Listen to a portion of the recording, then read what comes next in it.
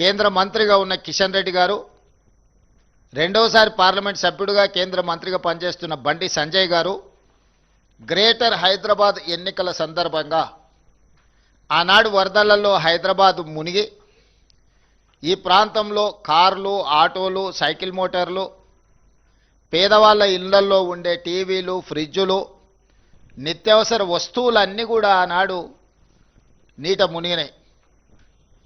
ఆ ఎన్నికల సందర్భంగా కేంద్ర మంత్రి బండి సంజయ్ గారు, మీకు కారు పోతే కారు ఇస్తాం, ఆటో పోతే ఆటో ఇస్తాం, సైకిల్ మోటార్ పోతే సైకిల్ మోటార్ ఇస్తాం, మీ ఇళ్లల్లో మునిగిపోయిన వంట సామాగ్రితో సహా టీవీలు, ఫ్రిడ్జులు కూడా అన్నీ మేము కేంద్రం నుంచి నరేంద్ర మోడీ గారిని అడిగి నిధులు తీసుకొచ్చి హైదరాబాదు నీట మునిగిన బాధితులను ఆదుకుంటాము అని చెప్పి బండి సంజయ్ గారు ప్రచారం చేసిండ్రు.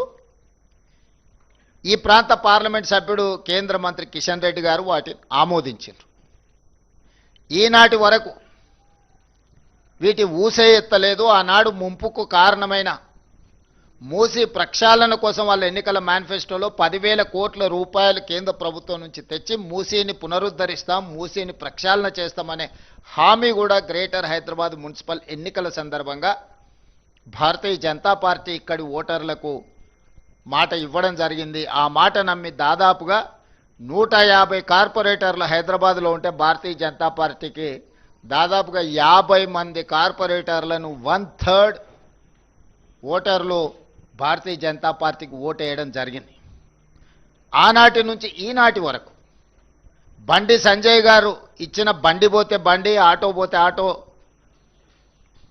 లేకపోతే సైకిల్ మోటార్ పోతే సైకిల్ మోటారు ఇస్తా అని చెప్పి ఎన్నికల తర్వాత అడిగితే మీకు అందరికీ ఇన్సూరెన్స్ ఉంది కదా, ఇన్సూరెన్స్ ద్వారా మీకు ఇవన్నీ వస్తాయని ఆయన ఉచిత సలహా ఇచ్చిండ్రు. ఒక సామెత ఉన్నది, సత్రం భోజనానికి నెల్లూరి పెద్దారెడ్డి గారు రికమెండేషన్ లెటర్ ఇచ్చిండంట. సత్రంలో పెట్టేదే ఉచిత భోజనం. వాళ్ళు భోజనం పెట్టే సమయంలో ఎవరు వచ్చినా కూడా వాళ్ళకు ఉచితంగా పెడతారు. దానికి నెల్లూరు పెద్దారెడ్డి పెద్ద ఎత్తున రికమెండేషన్ లెటర్ రాసి దాన్ని మొత్తం ఫ్రేమ్ కట్టించి పంపించాల్సిన అవసరం లేదు. ఇన్సూరెన్స్ ద్వారా ఇన్సూరెన్స్ ఉంటే ఆ ఇన్సూరెన్స్ పొందడం ఎలా, ఇన్సూరెన్స్ చేసుకున్న వాళ్ళకి తెలియదా? దానికి బండి సంజయ్ గారి రికమెండేషన్ ఎందుకు?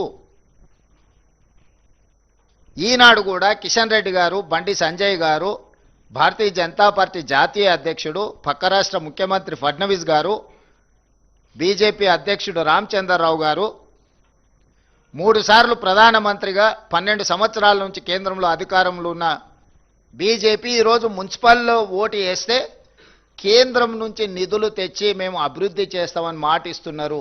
ఇది నమ్మశక్యమైన మాటనేనా?